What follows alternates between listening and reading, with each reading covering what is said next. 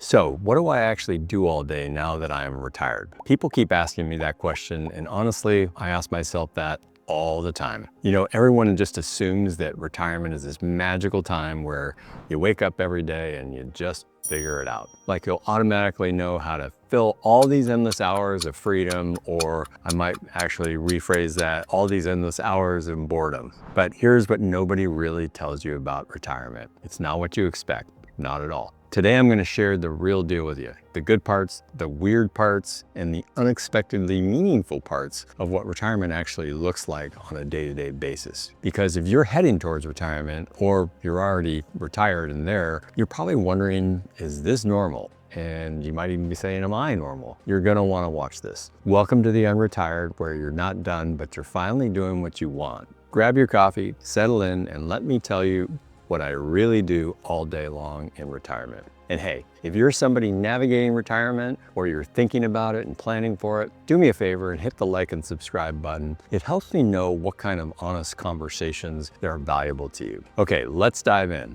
I'm gonna start with what I call early energy and the float. My first week of retirement, I wake up and there's no alarm, no rush, no urgent emails demanding my attention. It felt incredible, frankly. And it felt like I've been holding my breath for 30 years and I could finally exhale. So what did I do with this newfound freedom? I laid in bed. I sat there and I scrolled through my phone. Next thing I did is I watched the morning news. And before I knew it, that turned into afternoon sports talk shows. And suddenly, it was dark outside. The whole day had just slipped away. Now, what's interesting about this is the World Health Organization tells us that older adults are more at risk of mental health issues because of adverse events like loss of purpose. But I didn't know that then. I just knew something was a little bit off. See, here's what happens when you remove structure from the brain, especially a brain that's been programmed by literally decades of deadlines, meetings, and office procedures and all of that. The brain deflates like a muscle relaxer for motivation. Research actually shows that seniors with unpredictable daily schedules perform worse on cognitive tests and report being less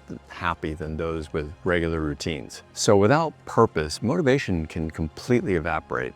And that's step one in what I call the retirement trap. Early freedom feels empty if you don't replace it with something that's somewhat meaningful. The honeymoon period, it's real, but it doesn't last long. Next, let's talk about what I call the flatline list. Oh, but I had plans. I had big plans. I was going to improve my golf game. I was going to finally write that novel I've been talking about for years, and another business book about what I learned during my career. Transform part of our property into this amazing mini Airbnb resort, and maybe pick up pickleball. And heck, yes, I wanted to learn Spanish too. Been wanting to do that for my entire life. So what happened to all those wonderful plans? 3 months later, I still hadn't taken a single golf lesson. My novel was still a blank document on my laptop, the business book too. And that backyard resort, well, let's just say the weeds are doing a better job than the proposed guest house. Here's what I didn't understand then. Making lists isn't the same as making progress. And it's not just about the money either. Take a look at this research, which shows that the intrinsic joy of working and feeling competent at your jobs are the main drivers for people who continue working past retirement age. One person on Reddit put it perfectly when they described retirement as disappearing slowly. They talked about how life went from being full of motion, deadlines, responsibilities, people needing things from me, to suddenly being really quiet. And that quiet, which felt like rest at first, eventually it starts to feel like an absence. Stationary projects quickly become tombstones of ambition when you lose the framework that made you productive in the first place. Task lists aren't enough. You need motion, not pressure, but direction. The next thing was feeling too slow. So there I was walking through my neighborhood one morning, really walking, not rushing to my car, not checking my phone, just walking, taking my time. And I realized something that hit me like a ton of bricks. I used to live my life at 90 miles an hour. Meetings, back to back, decisions, rapid fire, always 3 steps ahead of the current moment. And now I'm maybe moving at 5 miles an hour, and it kind of feels weird and wrong. So the vacation mindset that you have when you first retire only lasts about 2 weeks, maybe a little bit longer, right?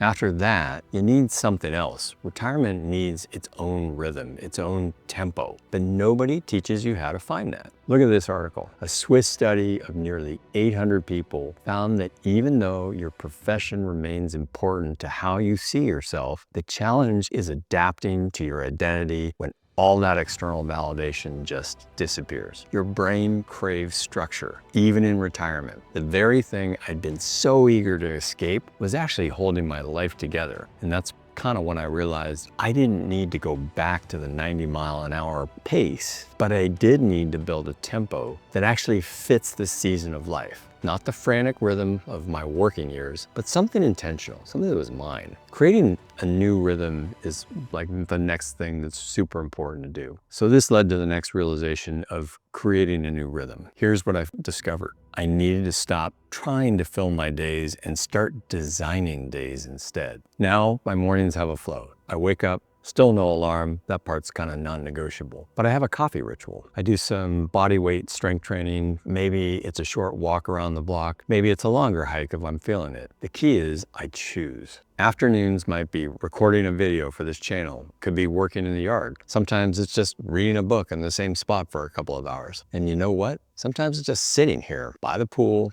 watching the birds, thinking about absolutely nothing important. And the irony about that is that that is important too. Alan Watts once said, imagine if money was no object. Do what you love. Well, retirement is probably the closest that most of us will get to that reality. That's the sweet spot right there. Freedom with design. Not the chaos of complete freedom, not the prison of rigid structure, but something in between that you create for yourself. I'd like to close with this simple reflection. Here's what I learned about what I really do all day long in retirement. Retirement is an automatic freedom. It's a blank canvas, and just like any blank canvas, it can feel overwhelming at first. Without rhythm, without some kind of structure, without projects that mean something to you, it can feel hollow. But when you approach it with intention, when you create your own tempo, when you choose your own challenges, and when you give yourself permission to rest and permission to pursue what matters, it becomes something really incredible. So look, retirement might just be the most rewarding season yet. You know, there's an old quote that says, those who think that they have no time for taking care of their health will sooner or later find time for illness. Well,